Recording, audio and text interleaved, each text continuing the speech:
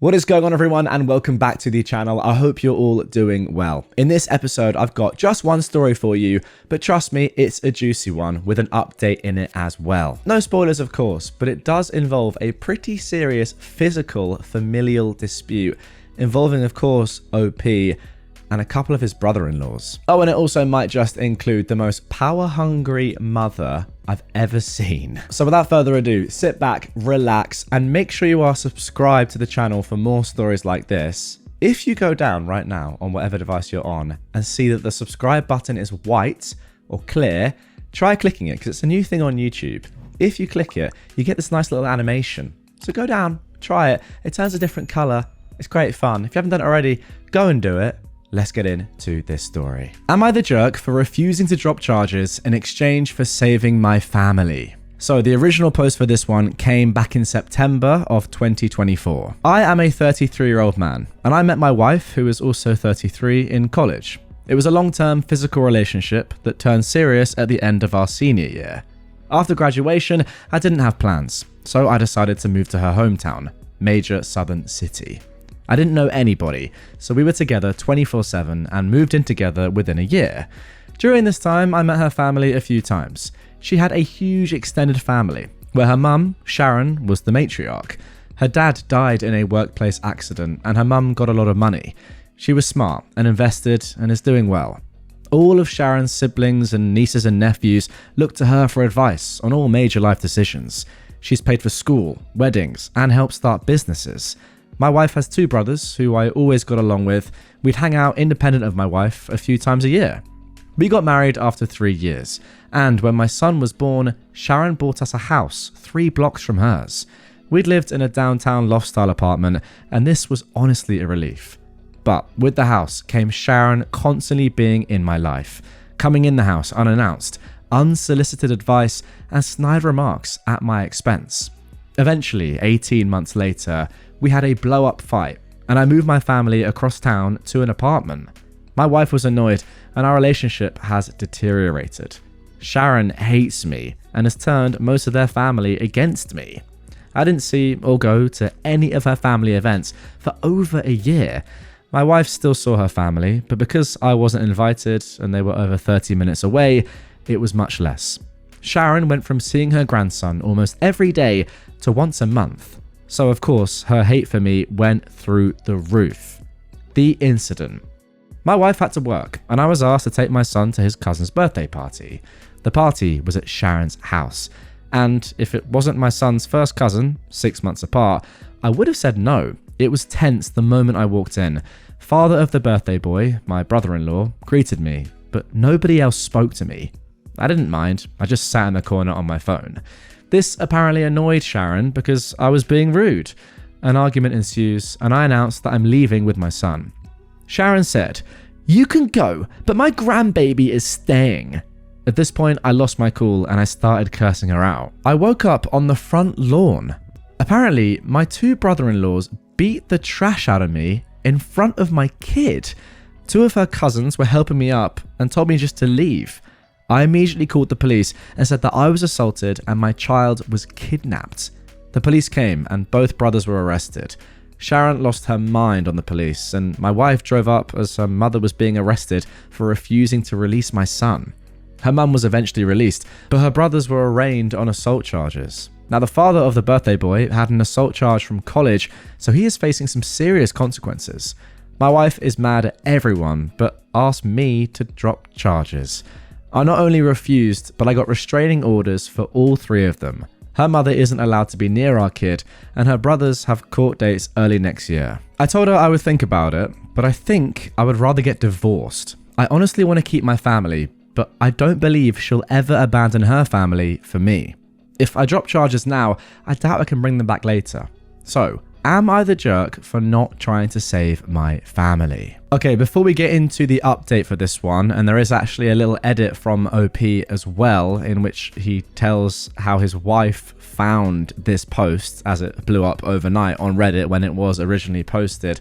Let's first of all jump into some comments because we get a little bit more information from OP there as well. So OP has replied to a comment saying about how the state should press charges, or in theory always would press charges, not the victim. He says, I just want to comment on this because it keeps coming up, and you are 100% right. In the initial confrontation, the cops asked if I wanted them arrested, and I said yes. I was more bruised than bloody, and they were willing to let it go as a family dispute. That's where the "what did you expect to happen" conversation came from. I'm not pressing charges per se, but I'm not letting it go. I've done 2 interviews with police, and I've been fully cooperating. If I stopped, they might drop the charges because they seemed more annoyed than helpful. I doubt the younger brother will get more than a slap on the wrist. My wife's oldest brother, though, with the prior, is in a lot more trouble. He is the one that everyone is worried about. Also, Sharon never went to jail. When my wife arrived, Sharon was being escorted to a car. My wife and her 2 uncles got Sharon to calm down and they let her go. She wasn't being violent, but she was cursing and blocking them from entering the house. The only thing positive about the arrest, and Sharon's almost arrest, was it made getting a restraining order way easier. But even that took a month. Also, I'd never talked to a lawyer for any reason or had any trouble with police. I honestly don't know how any of this works. I just found out the difference between parole and probation a few weeks ago. Now, somebody else made a comment about Sharon, which OP replied to. They said, Sharon is not a good mother. Her habit of buying everything for everyone is robbing her grown children of having their own achievements, which builds character, mental toughness, maturity, and pride in themselves. A better parent would have matched their savings for down payments. Obviously, there was a price to be paid for her investments in their lives. She's able to make major decisions in their lives. She's able to walk right in like she owns the place because she does. It sounds like she is an overbearing, iron-fisted, suffocating presence in their lives. OP replied to this, saying, I keep feeling like I'm defending this woman, but trust me, I'm not. She started flipping houses in the 90s before it was a thing. She always kept her job as a nurse and kept investing in new properties. She helped both her brothers start their own construction business, and 5 nieces and nephews now work in real estate. Her 2 smartest moves were 1, she was an early iPod user from her time as a nurse and invested heavy in Apple stock in 2002. And 2, she pulled out of big real estate investments in 2006, a little early, and sat on her money until 2010. Then she bought up a ton of property. That is to say, the woman is smart and accomplished, so everyone sees her as this messiah of wisdom. So when she deemed me a jerk for not wanting her in my house constantly, and then a bigger jerk for moving my family across town, everyone fell in line. If Sharon thinks he is bad, then he must be bad. Okay, now let's get into the edit that OP left on this. He says, this blew up overnight. It was actually my wife's cousin who DM'd me because she found it. She was there that day and told me to add some more context because her family is getting destroyed in the comments. She's right, so here are a few more things. 1, I don't think anyone is evil in this situation. Everyone loves Sharon and her advice, except me. She's not a mean person, but we are polar opposites in many ways. My wife is the baby, an only girl, so I'm sure that has a lot to do with our conflict. Sharon losing her mind on the police was uncharacteristic, and even I was surprised. My wife is a great mum and partner, but her inability to be independent of her mum's influence is our issue. She is mad at her brothers and isn't talking to either. She's also mad at her mum for starting the argument and refusing to release our son. She's just trying to find a middle ground. I genuinely think she hopes a fresh start can save our marriage. Until we moved into that house, I'd say our relationship was good. As far as her brothers and the assault goes, I remember the first hit, but I was dazed immediately. The last thing I remember was flailing like a child while getting hit a few more times. What I don't remember is my kid screaming to "Stop hitting my daddy!" and then picking me up and dropping me on the lawn like trash. I have to acknowledge that my pride hurt more than my bruises. I genuinely liked both her brothers, and to be fair, F you and female dog came out of my mouth when I cursed out Sharon. I'm not 100% innocent. This is the South, so the police even said, "What did you expect to happen?" Oh, okay. That is where the "what did you expect to happen" comment comes from. I don't know if I stop pursuing this, if it would continue or not. Okay, so there we go. That is it for the initial post. We did, however, get this update 4 months later, just a week ago at the time of recording, January the 20th, 2025. Hello. Let me start by saying thank you to the supporters and F you to the jerks. Reddit is one heck of a place to get perspective on things. The only place you could be called a good father and a cuck in the same thread.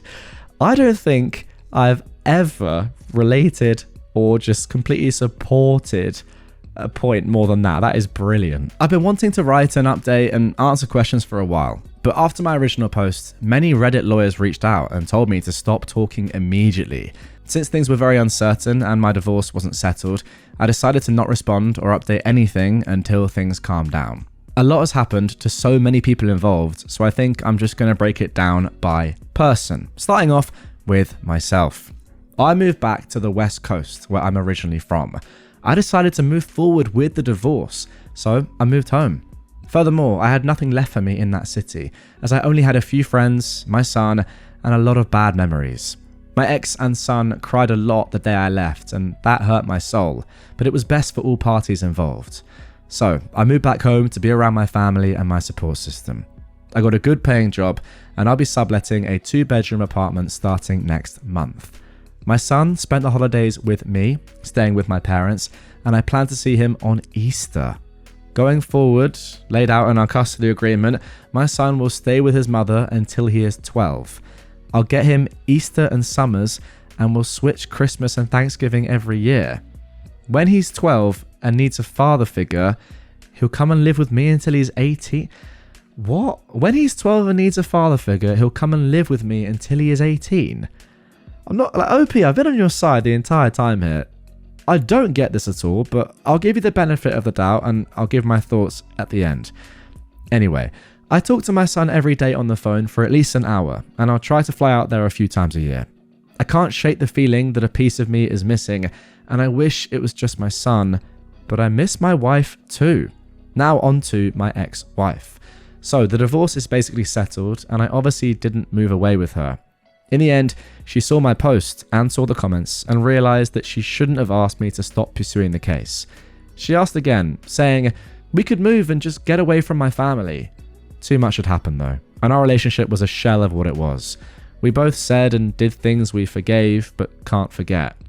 I wish this was a movie and I could just say love conquers all or screw her, she's evil, but that isn't real life. I'm torn between both loving this person and knowing we aren't right for each other. While she didn't want to move forward with the divorce, she didn't fight me on it either. We were able to settle everything without lawyers and only use them for paperwork and fine details. We talk daily because of our son, and she says she is doing well, but last time I FaceTimed her, I can tell she isn't eating. My sister said it's post-breakup hotness, whatever that means, but she looks more sick than hot. She hasn't spoken to her brothers since that day and blames them a lot for what happened. She and Sharon's relationship is also very strained and they barely talk as well. Ironically, she is hardly speaking to the family that she was so desperately trying to keep together. I honestly wish she would talk to her family again because I do worry about her a lot. People were very mean to my ex-wife, saying she was a terrible mother and wife. I think she lives for and would die for her family, and all her actions were to keep us together. She told me her 2 biggest regrets were moving into Sharon's house and moving out of our apartment. Those 2 actions caused most of our problems. She's a great mother to my child and I will always have her back. Now for the brothers. I didn't expect much as far as punishment in this case. They both pled out to a simple assault which only had minimal consequences. Both of them spent a night in jail, got fines and anger management. The older brother had a prior incident that I mentioned earlier. That was a bar fight in his early 20s. He hit a guy with a bottle and got an assault charge. But since that case was over 15 years ago and he's married, a pillar of the community, etc., he was given probation for a year and that was that. Both brothers have partners in life and the oldest one is married. I've known his wife for many years and we've always been friendly. Because of the restraining order, both spouses reached out on behalf of the brothers to speak to me. I barely knew the younger brother's girlfriend, but since I knew the wife, I spoke to her. She said both brothers regretted their decision and she asked me to lift the restraining order and not pursue charges. We had a brief conversation, but I simply told her I don't forgive her husband and brother-in-law and I'm moving forward with both. As we ended the conversation, I told her to not call me again and I haven't heard from either brother since. I don't know anything beyond what the ex tells me and she's not speaking to them. So, Sharon. I did have it out with Sharon and it went about as well as you can imagine. Here is a little backstory to our relationship. Let's start by saying that my ex and her family are devout Christians who go to church weekly. I'm a lapsed Catholic who goes to church 3 times a year. I live a very moral and ethical life, but my belief system isn't centered on the church. Furthermore, I consider myself a moderate liberal and their family is moderate conservatives, i.e., I'm down the Second Amendment and Sharon supported gay marriage. Ideologically, we were far apart, but we agreed on the important things in life. The real problems began when my son was going to be baptized. My mum wanted to get our son baptized Catholic, and Sharon wanted him baptized Protestant. Lots of snide remarks about Catholics were said, but I let it go at the time. The ex and I decided to wait and let our son decide, which Sharon hated. When my ex started going back to church and I wasn't in attendance, that further widened the divide. Her family would go by Sharon or someone else's house after church for lunch and dinner, and I either showed up later or not at all. Every time Sharon didn't agree with the decision we made as a couple in regard to our lives, especially my son's life, she would start leaning on my wife and pressuring her behind the scenes. We would literally make a decision and she would go to her mum's house and then come back with a different opinion. The most frustrating part is she stopped trying to talk to me at all. She would literally just call my wife and get her to change her decision. The big fight that led us to moving out was that my son wanted to play soccer and not football. But good lad, by the way, a massively superior sport. Well done, that man. Let's carry on. But my wife's family is a huge football family. We agreed for him not to play football because he didn't want to play and are concerned about CTE. My wife comes home one day and does a 180, saying that she signed him up for football. We start arguing and Sharon comes in the house unannounced and joins in the conversation, saying, "We decided it would be good for him." I got annoyed. I told them, Sharon is not my son's parent, and my ex shouldn't be so weak when her mum is pressuring her to do something that we decided not to do. Then she said the words that sealed the deal. "My opinion should matter. I bought the house." I started looking for a new apartment that night, and I never looked back. So when we talked, neither of us raised our voices, but it wasn't a nice conversation. I started, and I apologized for calling her a female dog, and she apologized for trying to keep my son without my permission. She flat out told me she wished my daughter never met me and that I've ruined her family, that her sons have criminal records now, one already did, and that's all my fault. She then started crying about not seeing my son and how she lost her only daughter. I told her she was manipulative and used her money to control the family, that she only didn't like me because she couldn't control my decisions like her weak-willed family. I also told her she consistently overstepped her bounds in regards to my child and my marriage, and she put her own selfish interest ahead of her daughter's happiness. After spending an hour calling each other jerks in different ways, we ended things in the same place. In the end, I told my ex that her mum could see my son because Sharon loves him unconditionally and he loves her. Call me stupid, but I think family is a big part of your upbringing. My mum isn't around him enough, and every child needs a good grandma. The ex said that she'd been to a few family situations that were hard to avoid. Wedding, funeral, Thanksgiving, but she leaves when her brothers come and my son doesn't leave her side. Sharon has seen my son and he's played with his cousin, the birthday boy from the original story, but she's keeping him from the family for the time being. Okay, now on to my son. He is having a hard time with everything. It's not the fight, he thinks we were wrestling. He misses me a lot and cries on some of our phone calls. He's in therapy, and all the sessions are about missing his dad and why we can't live together. It's been a few months, and it is slowly getting better, but we've ruined his childhood, and I take my share of responsibility in that. Now finally, the cousin. She is my wife's first cousin, but they are more like sisters. Sharon is her aunt by marriage, and she was the first to warn me about the family. She was also eviscerated by the comment section for having me add to the story. She told me I was out of line for calling Sharon a female dog, but didn't feel I deserved to get beat up. Likewise, she also grabbed my son when the fight happened and took him away.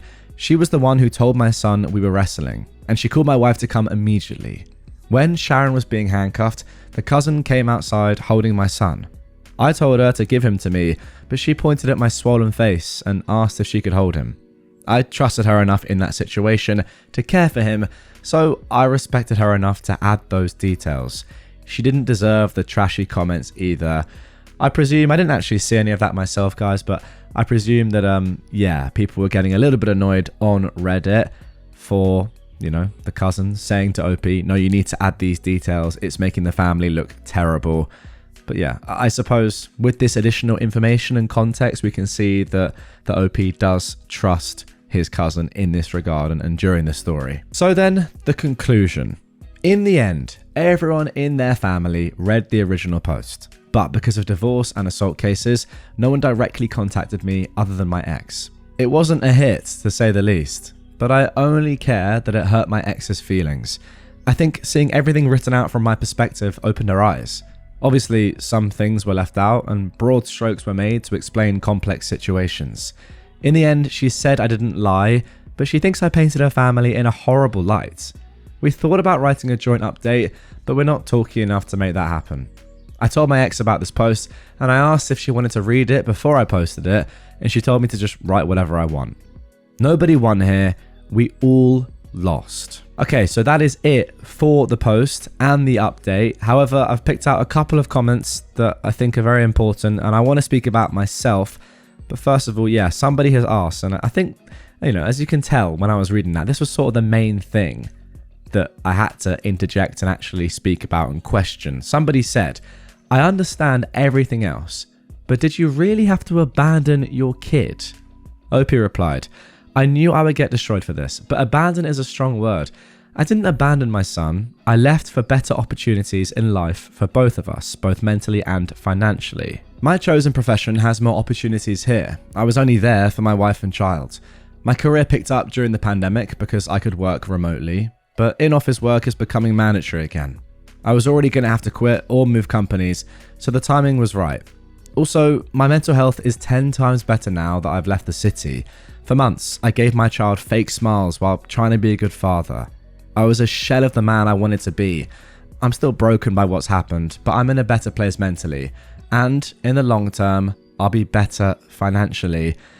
And I mean, you can probably guess what I'm going to say here, guys. This seems unbelievably selfish, and I will get to my thoughts in full. But someone replied to this saying pretty much the same thing. Quote, you left for better opportunities in life for both of us. For you though, yes, but actually for him, not really. OP then finally replied to this saying, yeah, your assessment of my situation is understandable, but me working for less money and being constantly unhappy isn't good for my son.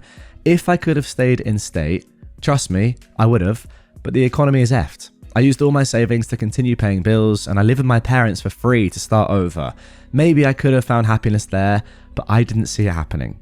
We are co-parenting the best we can. Okay, so there we go. That is the end of the story. I have so much I want to talk about, but yes, the first thing I do want to focus on, and that is the reason I read those comments at the end, is that I can't help but feel that OP is just being very selfish here. The fact that he said that his own son doesn't need a father figure until 12 is so ridiculous. I actually thought he was joking for a second. But a kid not needing a father figure until they're 12, and then what? When they become 12, they then do need a father figure? Why 12, first of all? And secondly, are you dumb? Secondly, I'm not sure I agree with like the I need to do this for me.